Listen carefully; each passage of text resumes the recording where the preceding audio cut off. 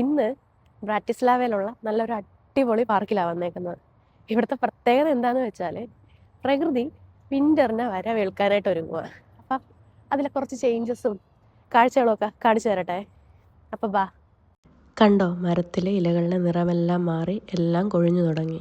ഇപ്പം ഓട്ടം സീസണിൽ നിൽക്കുക, വൈകാതെ തന്നെ വിൻ്ററിലോട്ടാവും.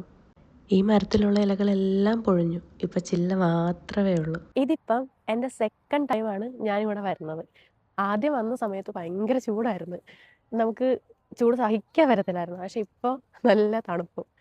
ഇതിനകത്ത് വരുന്ന വേറൊരു പ്രത്യേകത എന്ന് വെച്ച് കഴിഞ്ഞാൽ, അപ്പുറത്തിരിക്കുന്നവനെ കാണണമെങ്കിൽ നമ്മൾ ക്യാബ് ബുക്ക് ചെയ്ത് പോകണം. അത്രയ്ക്ക് ദൂരമാണ്.